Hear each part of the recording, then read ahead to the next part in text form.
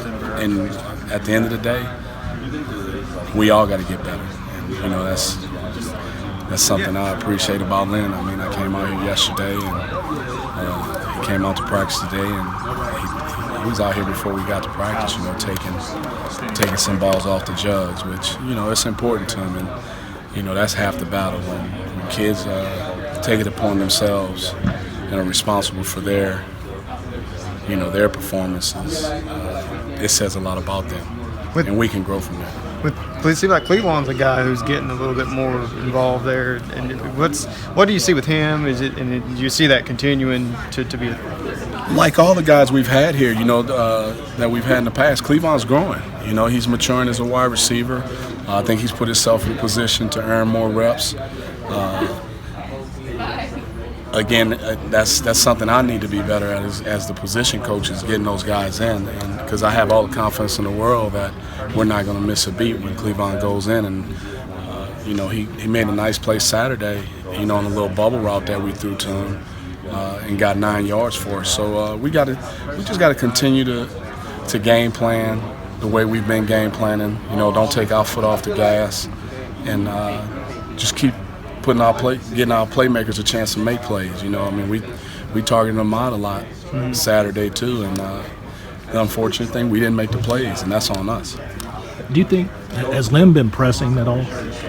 I think at times he has, and but I think Lynn's mature enough to be able to handle that. And we actually talked about it Sunday, and we talked about it Saturday night on the plane.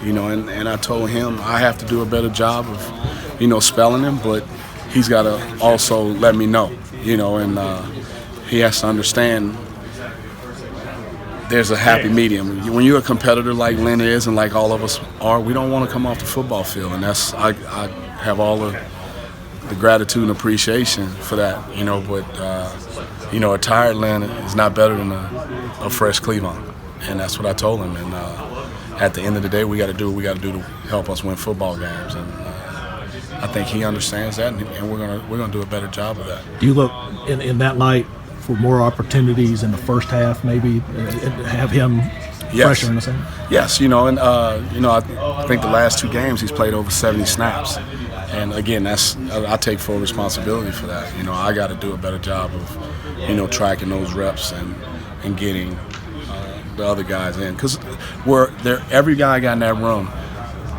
I believe, is capable of helping us win football games. And I think they've shown that, through practices also, and the guys that have had opportunities in games, they made plays. So I think we can do that and be good and have the same kind of success. It's just hard, with the dynamic player that Lynn is, to take him off the football field. I mean, that's any coach. You want your best players on the field at all times.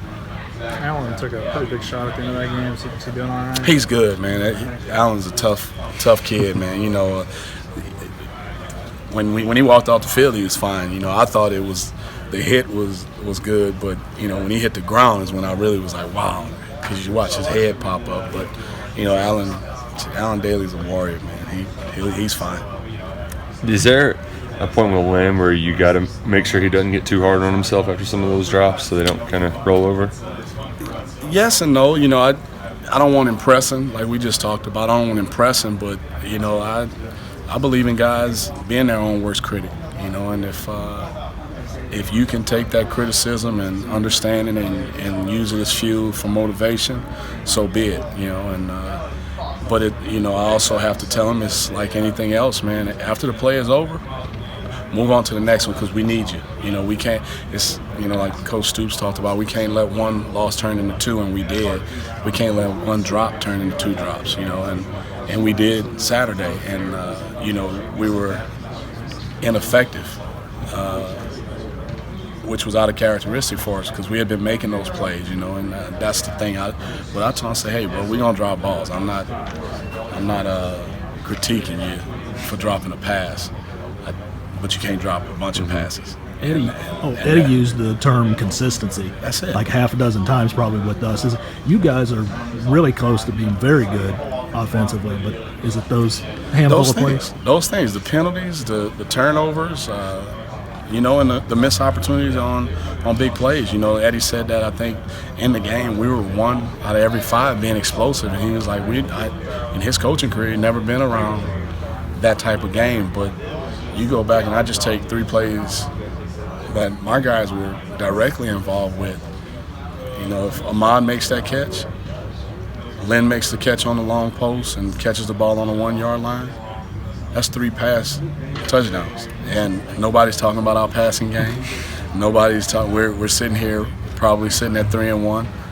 You know, and those are the things. But also, you know, we get what we deserve. Obviously, we weren't prepared. I didn't have my guys prepared well enough to make those plays. And at the end of the day, we got to do that to win. To be a good football team, that's what good football teams do. They make those plays.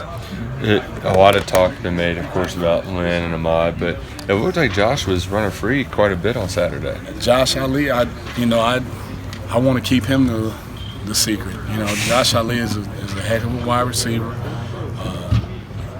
The one thing about Josh, I know Josh is going to work his tail off. He's going to run.